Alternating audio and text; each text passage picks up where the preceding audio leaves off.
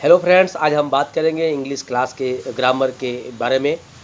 आपने पहले क्लास में आपने सीखा था सेंटेंस के बारे में। आज हम बात करेंगे क्लॉज के बारे में। बहुत इंपॉर्टेंट चैप्टर है ग्रामर में, हर क्लास में ये आता है और सबके लिए ज़रूरी है, चाहे बच्चे वो 8 में हो या 9 में हो, 10th में हो, 11 12 में हो। तो दोस्तों, मेरे प्रिय विद्यार्थियों, आज का पहला क्वेश्चन आपके लिए है, व्हाट इज क्लॉज? क्लॉज किसे कहते हैं? Clause is like a sentence with in a sentence, या हम कह सकते हैं when a sentence becomes a part of another sentence it is called a clause. अर्थात हिंदी में आप कह सकते हैं जब कोई वाक्य किसी दूसरे वाक्य का अंग बन जाता है तो उस अंग वाले वाक्य को उपवाक्य कहते हैं या क्लॉज कहते हैं। यह मुख्यतः दो प्रकार के होते हैं। पहला होता है मेन क्लॉज या प्रिंसिपल क्लॉज और दूसरा होता है सब क्लॉज। आप देखेंगे जो मेन क्लॉज होता है, जैसे मान लीजिए एग्जाम्पल हम देते हैं, he said that he was going to school, या tell me where he lives. ये जो पहला वाला है, ही सेड कहा या टेल मी कहा, ये है प्रिंसिपल क्लॉज। और दैट के बाद से, वेयर के बाद से जो वाक्य शुरू होता है उसे हम कहते हैं सब क्लॉज। तो जो सब क्लॉज होता है वह तीन प्रकार का होता है, नाउन क्लॉज, एडजेक्टिव क्लॉज और एडवर्ब क्लॉज।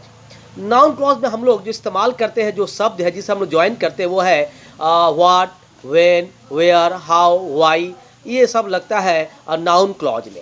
जैसे मान लीजिए tell me where you live, तो ये वेयर यू लिव से जो सेंटेंस बनता है वह हो गया नाउन क्लॉज। दूसरा है एडजेक्टिव क्लॉज। आप देखेंगे इस क्लॉज में हु, विच, दैट, हुम, हुज का प्रयोग होता है। मतलब यदि वाक्य में सजीव हो तो उसके लिए हु का प्रयोग करते हैं, यदि वाक्य में निर्जीव हो उसके लिए विच का प्रयोग करते हैं, सजीव हो या निर्जीव हो दोनों के लिए हम दैट का प्रयोग कर सकते हैं।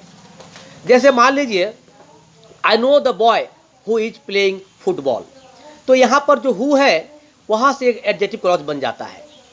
और दूसरा है एडवर्ब क्लॉज। इस क्लॉज में हम लगाते हैं when, where, how, why, as, if, because, so, as soon as, unless, until, though, although, ये सारे वर्ड जो है लगते हैं एडवर्ब क्लॉज में। तो आपने देखा क्लॉज के बारे में हमने इस चैप्टर में बात किया है।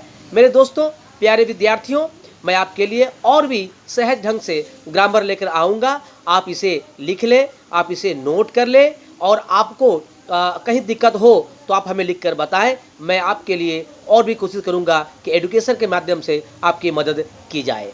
धन्यवाद।